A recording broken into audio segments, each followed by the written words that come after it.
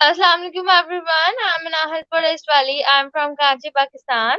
Today with the most reputable person here. So his name is Imran Englishwala.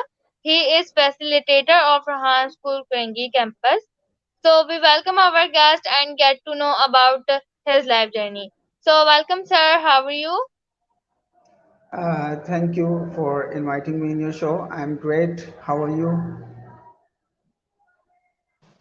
I'm also great. Thank you so much sir. Please introduce yourself for my viewers. Okay, so as you have told, my name is Imran Englishwala. I work as a facilitator in Rehan School, Korangi campus, and I have studied till masters in mass communication. Uh, I, I, I like to teach students or share my knowledge to students, whatever I have learned, and that's it. All right, thank you so much for your introduction. So, my first question is on your screen. What are the key steps, in your opinion, to become a good citizen of Pakistan? Okay, so this interview topic is the how to become a good citizen of Pakistan, and your question is very good related to the topic. So, what are the key steps, in my opinion, to become a good citizen of Pakistan? The answer is very simple. There are only two steps. If you follow those steps, you can become a good citizen of Pakistan. And those steps are first is fulfill your civic responsibility, and second one is fulfill your social responsibility. So, what are the civic and social responsibilities? Civic responsibilities are which are obligated by the government of Pakistan. So, like you can understand in simple words, like the laws of Pakistan, like traffic signals, and you are going somewhere and there's a red light, so you have to fulfill your responsibility by stopping your vehicle on the red signal. So, if you stop your vehicle, so you are fulfilling the responsibility of your civic responsibility. So that is called civic responsibility. All the laws you are following, all the obligations by the government of Pakistan, you are following or implementing on your daily life routine, and following all the laws. So that is called your civic responsibility. And a second one is a social responsibility. So what is a social responsibility? We all think that all the responsibilities in our all the responsibilities are obligated on the government. Like if we have any kind of issue, like community issue, if there is a sewage problem, if there is a garbage problem, so this is related to our government. So this is sorry, this is related to our government, but this is not. We are, as a citizen of Pakistan, have some responsibility in this country. Like we are utilizing its benefits, or like we are utilizing all the resources of this country, and we are taking benefits from this country. Like we are earning money, we are starting our businesses here, and we are generating money from businesses, and we are secured by the government of Pakistan.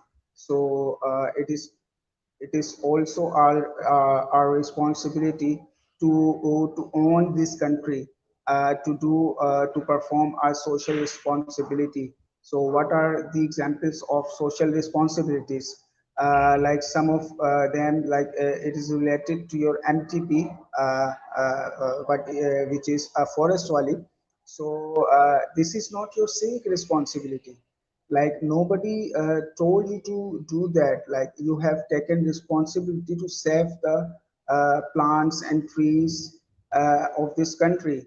So if this is your MTP, and no government told you to do that, you made it by yourself. So what is this? This is a social responsibility you fulfilled your social responsibility. Like planting a tree is a kind of social responsibility. Like if you are helping someone, this is a social responsibility. So these are the things, these are two key steps.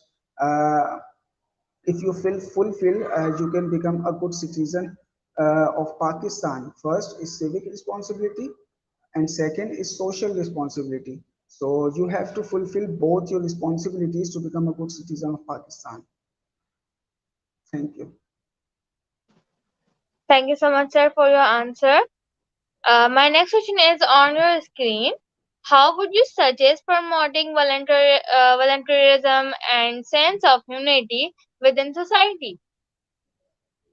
Okay, that's a good question. Volunteerism. What is volunteerism? Volunteerism is an act like a person is contributing into the positive thing, and he is not being paid, like he is not earning any kind of money from that act. Like if he is planting a tree, like I have to plant a tree, but I cannot because I don't have time to plant a tree. Like I am a big businessman. I have so many meetings, daily meetings in my life, and I have to give some time to my family and friends, etc., etc. So what will I do? I will call for a volunteer. Like if any person who feels that the planting a tree is a good thing, he can come and plant a tree. What I will do, I will provide them seed to plant a tree, but I will not pay for him for planting a tree. So that's volunteerism. How can we promote volunteerism in our society? It is like we have two very important institute uh, for a person. First one is our house, and the second one is our school. So these are main two institute through which a person get knowledge from, and a person make his mindset. So if we give if we make him do some practices like planting a tree, as a parent, is our responsibility to promote this sense of volunteerism in our child. Like if we buy them a lot of toys to our children, but if we buy a plant to our children, and if we give them tasks to, if you bring up this plant to the fullest, like if you can make this plant a tree, then you will get a bicycle, or then you will get a mobile, or then you will get a motorcycle. So what it will do, it will create a sense of volunteerism, because he will have to water this plant every day. He will have to take care of this plant every day. He will have to secure these plant from insects. So it will be his daily activity. So similar to school, we have to make some activities to the students through which we can promote the sense, increase the sense of volunteerism in our society's people. So these are two main institutes who can help us to promote this sense of volunteerism. So, and your second thing is humanity. How can we promote humanity in our people, in our Pakistani people? So this is the same thing. These are the two platforms. Like I remember the example of Adi Sahab. Do you know Adi Sahab? So he is the great example. He is the great example of humanity in the world. So he used to share his story. Like he said, when I was a child, so my mother used to give me 2 rupees. When I used to go to school, my mother used to give me 2 rupees. 1 rupee is for myself, and 1 rupee my mother used to say that you have to spend on someone else.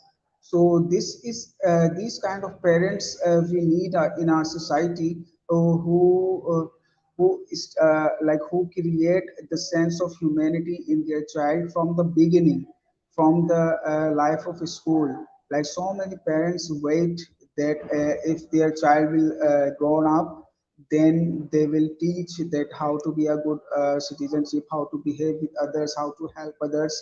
But it becomes too late. It becomes too late in the age of 12 and 13 or 14 when a person get married. So it is activities of from the childhood, from the very beginning, when you are sending your child to the school. So it is the time to teach him everyone day by day and slowly and gradually. Don't rush out and don't beat your child. This like it is very simple. Like a child is a representation of his parents or the people who are he is spending time with. Like if a child comes in the world, he is newly born child in this world. How would he know what is hate, what is love, and what is criticism? He doesn't know anything. What he does, he start observing his surrounding peoples, like his parents, his siblings, brother and sisters. So whatever they are doing, he is observing and memorizing in his mind. So when he grows up, he start doing the same.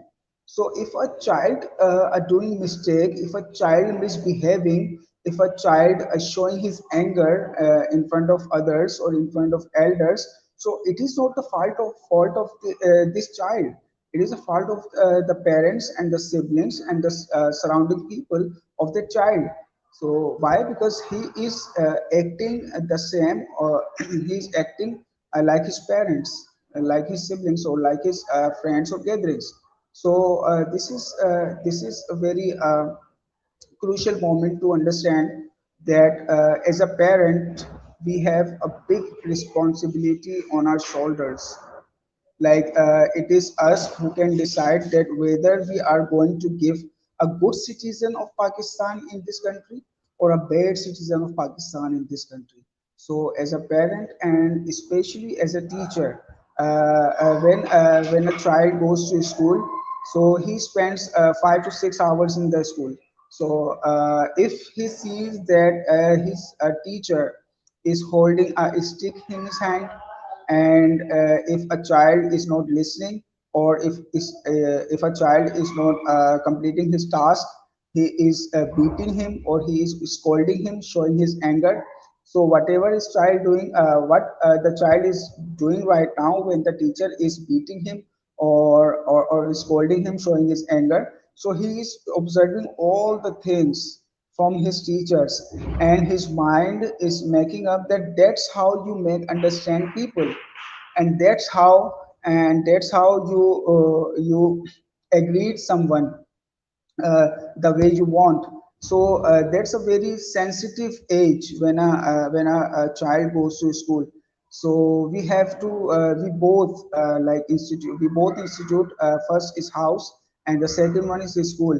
We both have to take responsibility of our child, that we have to make our child a good citizen or a bad citizen. It starts from there.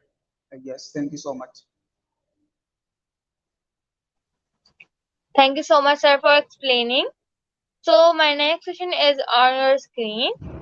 From your perspective, what role does education play in shaping a good citizen, and how would you emphasize this? Okay, so very good question in this situation. What role does education play to this? So education, if we see our education system, so it has become very old, and our education system making our child, what do you say, selfish. How? Like in all the schools, all the teachers are motivating their children, motivating their students to become a good businessman, to become a doctor, to become an engineer, or to become rich person, to become big person, or to become famous person. So all these things, if you dig down deeply and concentrate on these statements, you will see that all the teachers and all the parents as well, they are making their child a selfish person. Why? Because all the motivation they are giving is to earn money by yourself, is to become rich by yourself and live a lavish life, is to become big person or famous person by yourself so that you can become famous and everybody should know you. So these kind of statements we unintentionally give to the students, so which spoils in the future. So in education system, the character of a teacher is really very important. Whether you are teaching from syntax book or you are teaching from Oxford books or whatever books you think the best. But if a character of a teacher is not good, so it becomes danger for the person, because if a teacher is showing aggression to the children, and if a teacher holding his sticks and beating him in any kind of thing, like not completing the task or not listening to the teacher, so these kind of thing, because in childhood you learn a lot of things from observation, you learn a lot of things from listening, you learn a lot of things from just watching other people. So if you watch other people doing some kind of act, so you try to do exactly the same act from other with other people. So if you are doing good act, like a teacher is coming and is smiling, giving a smile to the students, so a student will also give a smile back to the teacher, and a student will also meet other student with a smile on his face. So and if he is coming and shaking his hand, and he is a teacher, he is behaving a good behavior, he is holding a good behavior. And if a student is not completing task, he is helping those students.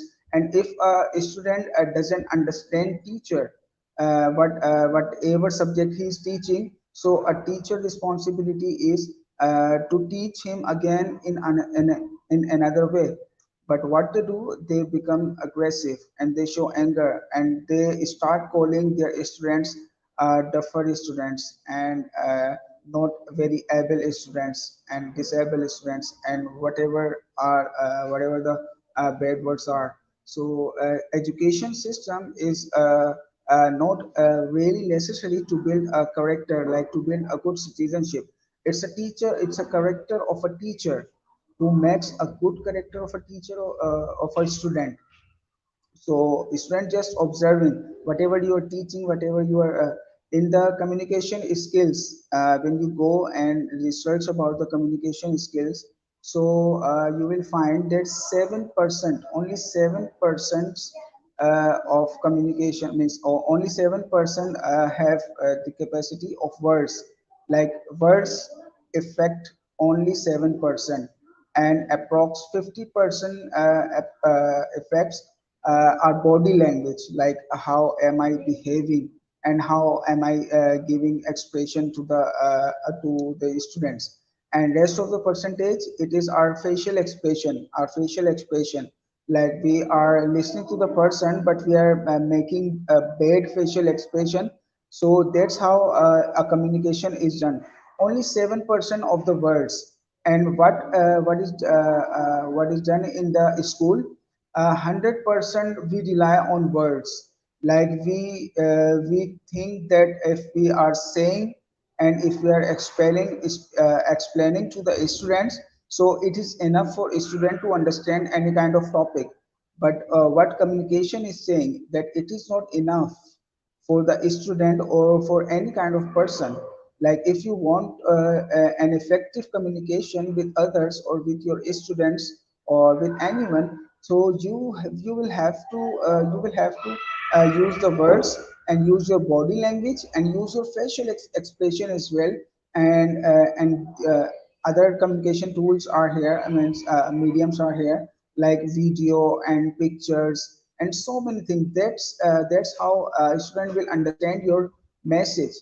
So education. I will say that education can play a vital role to make a good citizen of Pakistan, but right now it is not.